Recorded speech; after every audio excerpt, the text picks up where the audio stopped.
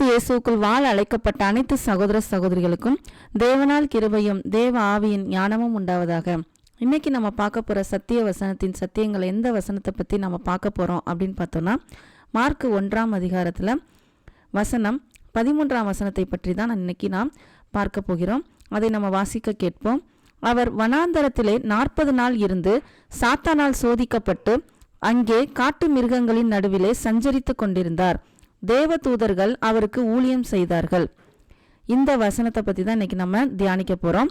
இதில் என்ன விசேஷம் இருக்குது, என்ன சத்தியம் இருக்குது அப்படிங்கிறத பார்த்தோன்னா, ஒரு வசனமாக இருந்தாலும் தேவன் இதில் பெரிய சத்தியங்களை வச்சிருக்காரு. அது என்னது அப்படின்னு பார்க்க போகிறோம்.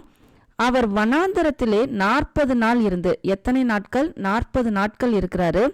யாரால சோதிக்கப்படுறாரு? சாத்தானால சோதிக்கப்படுறாரு.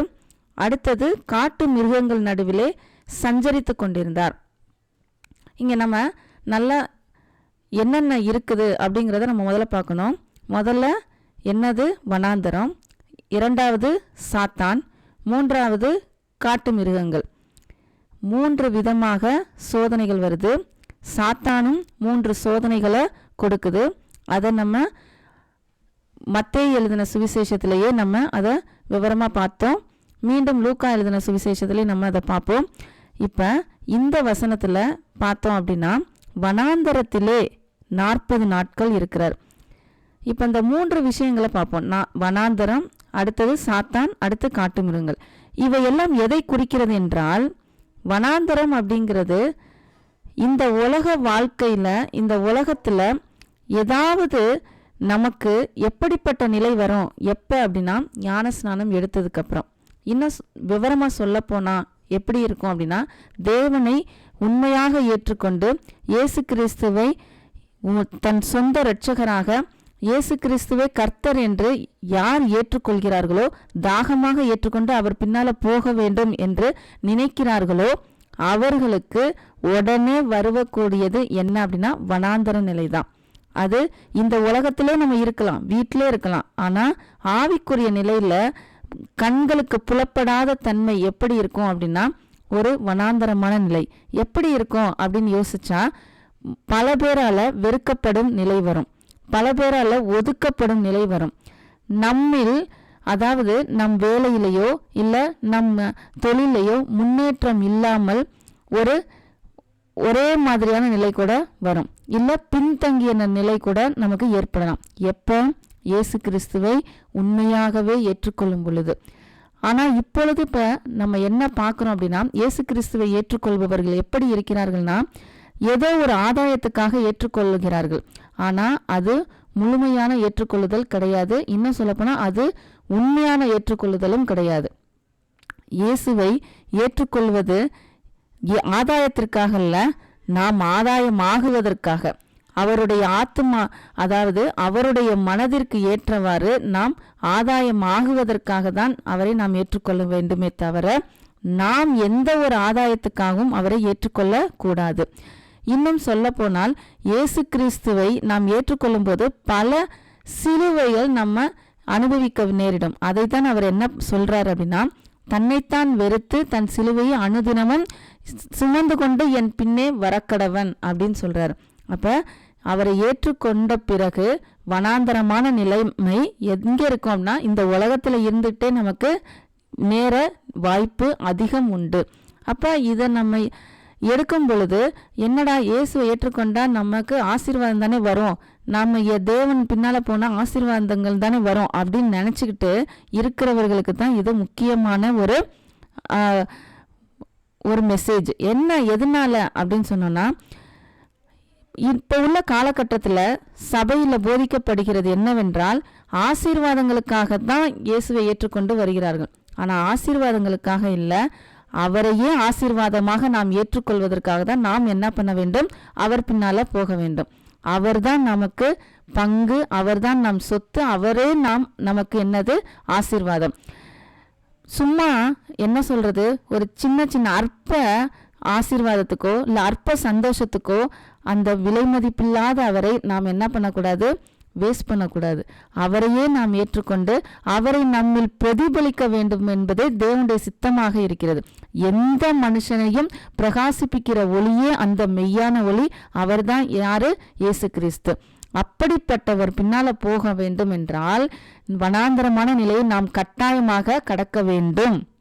இதுக்கு ஒரு பெரிய நல்ல எடுத்துக்காட்டு என்னது அப்படின்னா, இஸ்ரேல் மக்கள் செங்கடலை கடந்து வந்த பிறகு என்ன நிலைமை நடந்தது அப்படிங்கிறது தான் ரொம்ப முக்கியமானது.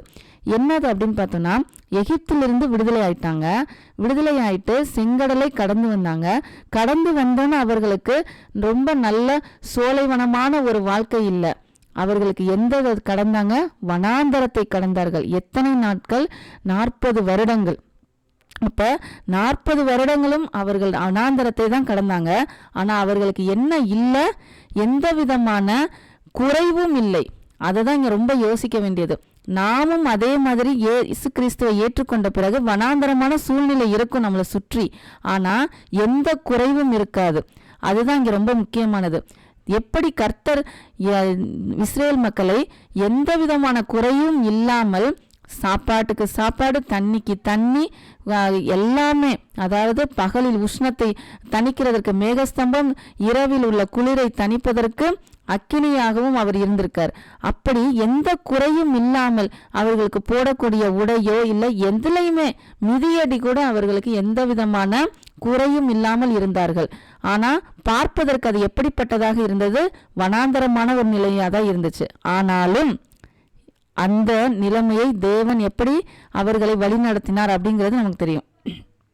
அதே நேரத்துல இங்க இயேசு கிறிஸ்து 40 நாட்கள் வனாந்தரத்தில் இருந்தாலும் அங்கே இஸ்ரேல் மக்களை வழி நடத்தின மாதிரி இங்கே இயேசு கிறிஸ்துவை வழி நடத்தவில்லை.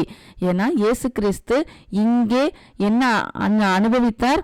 பல கஷ்டங்களை என்ன பண்ணாரு? அனுபவித்தார். ஆனாலும் அவர் எப்படி அதில் திடன் கொண்டார்னா, தேவ வார்த்தையினால் அவர் திடன் கொண்டார். தேவ வார்த்தையை வைத்து தான் என்ன பண்ணாரு? சோதனைகளை ஜெயிச்சார். அப்ப நமக்கு வனாந்தரமான நிலை முதல்ல எங்கிருந்து வரும் அப்படின்னா, நம்மளுடைய சுற்றுச்சூழல், அதாவது சுற்றுச்சூழல்னா சுற்றி இருக்கிற அதாவது இந்த உலகத்துல இருக்கிற மனிதர்களாலேயோ இல்ல சூழ்நிலைகளாலேயோ நமக்கு என்ன நடக்கலாம்? வனாந்தரமான ஒரு சூழ்நிலை நடக்கலாம். எப்ப? உண்மையாகவே இயேசு கிறிஸ்துவை ஏற்றுக்கொண்ட பிறகு. ஆனாலும் அதில் நம்ம என்ன ஆயிடக்கூடாது? துவண்டு விழாமல், எந்த குறையும் இல்லாமல் தேவன் நம்மை நடத்துவார் என்ற விசுவாசத்தோடு நாம் என்ன பண்ணணும்? கடந்து போக வேண்டும். இதுதான் முதலாவது நமக்கு கொடுத்த சத்தியமாக இருக்கிறது. அடுத்தது என்னன்னா, சாத்தானால் சோதிக்கப்பட்டு. இப்ப என்ன நடக்கும் அப்படின்னா, வனாந்தரமான சூழ்நிலை தானே, இதுலயே நீ பாஸ் பண்ணிட்டியா, இதுலயே நீ வெற்றி பெற்று விட்டியா, இதையே கடந்து விட்டாயா, இனிமே இருக்கு உனக்கு அப்படின்னு சொல்லிட்டு சாத்தான் என்ன பண்ணும் அப்படின்னா, அதோடைய வேலையை காமிக்கும். எப்படிப்பட்ட வேலையை காமிக்கும் அப்படின்னா, ஒன்று மனிதர்கள் மூலமாக துன்பத்தை கொடுக்கலாம், ஒதுக்கப்படும் சூழ்நிலை நடக்கலாம், அதுவும் வனாந்தரமான நிலை தான். ஆனா சாத்தான் இன்னொரு விதமான சோதனைகளை கொடுக்கும். என்ன அப்படின்னா, நம்மையே பாவம் செய்ய வைப்பதற்கு பல சூழ்நிலைகளை உருவாக்கி கொடுக்கும். இப்ப ஒரு எடுத்துக்காட்டுக்கு, ஞானஸ்நானம் எடுத்ததுக்கு அப்புறம் இயேசு கிறிஸ்துவை ஏற்றுக்கொண்ட பிறகு நாம் அவருடைய பிள்ளையாக வாழணும் அப்படின்னு ஒரு உறுதியோட மனதோட வருவோம்.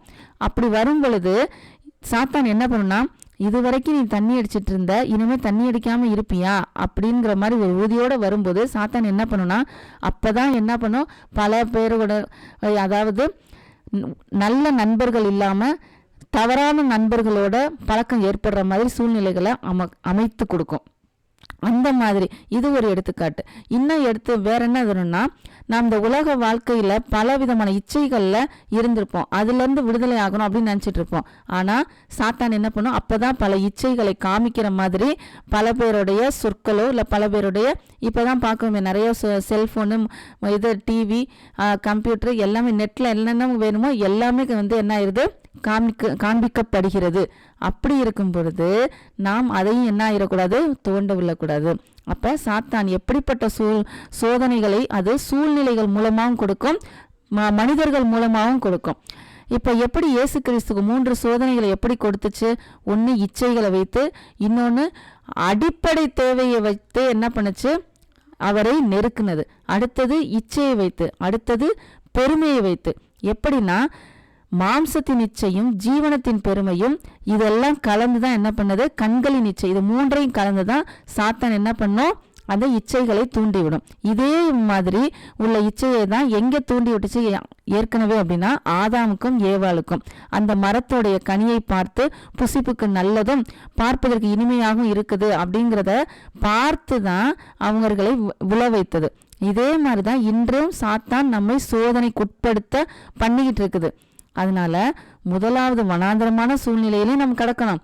இரண்டாவதாக சாத்தானால் வரக்கூடிய பல இச்சைகளை தூண்டக்கூடிய சூழ்நிலைகளை நம்ம என்ன பண்ணணும், கடக்கணும்.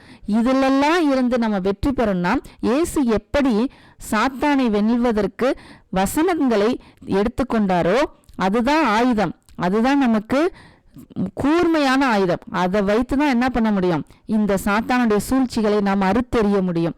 இல்லை என்றால் நம்ம என்ன பண்ண முடியாது, அதுல வெற்றி பெற முடியாது, கடந்தும் போக முடியாது. அடுத்த ஒரு சூழ்நிலை பாருங்க, காட்டு மிருகங்கள் நடுவிலே சஞ்சரித்து வந்தார். இது என்ன காட்டு மிருகங்கள் அப்படின்னா, முதல்ல வனாந்தரமான சூழ்நிலை நம்ம இயேசு கிறிஸ்துவை ஏற்றுக்கொண்டதனால் வந்தது. இரண்டாவது சாத்தான் என்ன பண்ணும் அப்படின்னு பண்ணோம்னா, இயேசு கிறிஸ்துவை ஏற்றுக்கொண்டு விட்டாயா, இனிமேதான் நான் உன்னை இச்சையில் இன்னும் அதிகமாக விட போறேன் அப்படின்ட்டு சுத்தி உள்ள சூழ்நிலையில அமைத்து காமிக்கும். இந்த மூன்றாவது காட்டு மிருகங்கள் அப்படிங்கிறது இயற்கையாவையே நமக்கு சில என்ன இருக்கும், சில கஷ்டங்கள் வர்ற மாதிரி இருக்கும், வரவும் செய்யும். அதை எப்படி நம்ம அதை கையாள போறோம் அப்படிங்கிறது அதையும் பார்க்கணும். இப்போ ஒரு எடுத்துக்காட்டுக்கு பார்த்தோம்னா, சில பேர் என்ன சொல்லுவாங்கன்னா, இயேசு கிறிஸ்து ஏற்றுக்கொண்ட பிறகு காய்ச்சலே வரக்கூடாது, எந்த வியாதியுமே வரக்கூடாது அப்படின்னு நினைப்பாங்க. அப்படிலாம் கிடையாது.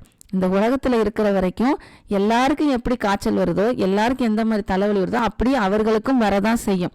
அதையும் நம்ம என்ன பண்ணணும், கடந்து போகணும்.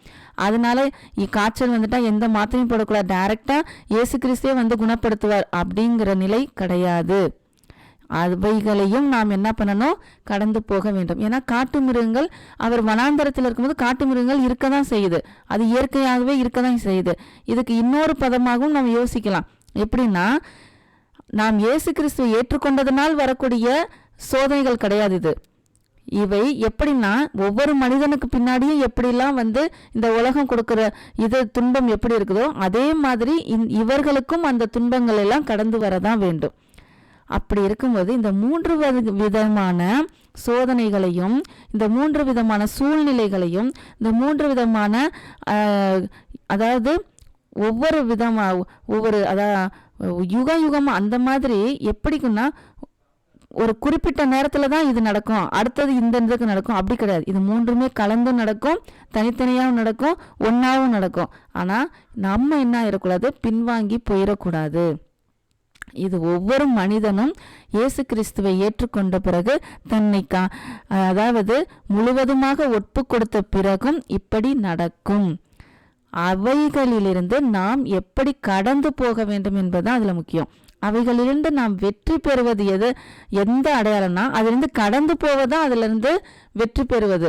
நம்ம போய் அதை போய் சண்டை போட்டு அதை தள்ளி விட்டு அப்படிலாம் கிடையாது. அப்பாலே போ சாத்தானே அப்படின்னு சொல்லி, அதாவது என்ன 24 மணி நேரம் வந்து முழங்கால் படிக்கிட்டு ஜெபம் பண்ணி தான் அதை வந்து விரட்டணும் அப்படின்லாம் கிடையாது. நாம் அவரை முழுமையாக ஏற்றுக்கொண்டு விட்டு வசனம் நம் இருதயத்தில் இருந்தால் இவை எல்லாவற்றையும் நாம் என்ன பண்ண முடியும், சகித்து கொண்டு இவை எல்லாவற்றையும் நாம் கடந்து போக முடியும்.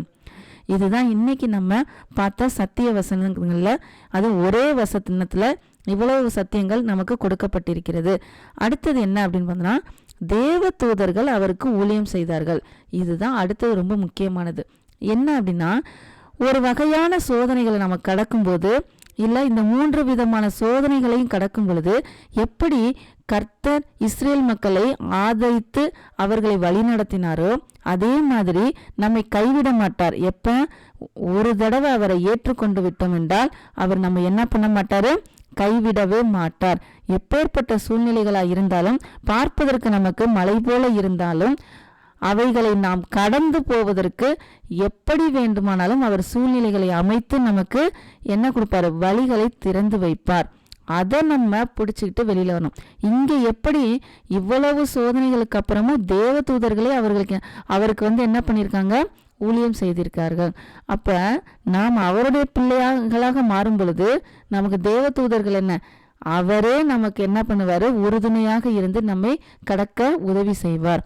இன்னைக்கு இந்த வசனத்துல இவ்வளவு பெரிய சத்தியங்களை நம்ம பார்த்தோம். அதனால இன்றைக்கு நாம் ஒன்று யோசித்து நாம் சிந்தித்து பார்க்க வேண்டும்.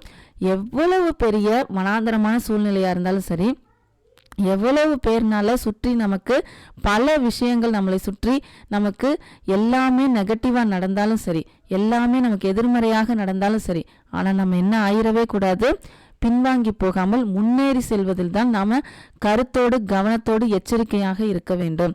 அதனால உண்மையான சத்தியம் எது என்பதை நாம் பார்த்து வெறும் ஆசீர்வாதத்திற்காக அவரை தேடாமல், ஆதாயத்திற்காக அவரை தேடாமல், அவரே ஆசீர்வாதமாகவும் நாம் அவருக்குள் இருந்து அவரால் நாம் ஆதாயமாகுவதற்காகவே அவரை ஏற்றுக்கொள்வதே இந்த உண்மையான சத்தியத்திற்கு பின்னால இருக்கும் சத்தியமாக இருக்கிறது.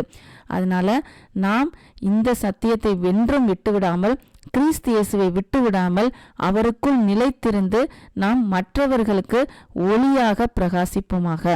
அடுத்த சத்தியத்துல நாம் இன்னொரு சத்தியத்தை நம்ம பார்ப்போம்.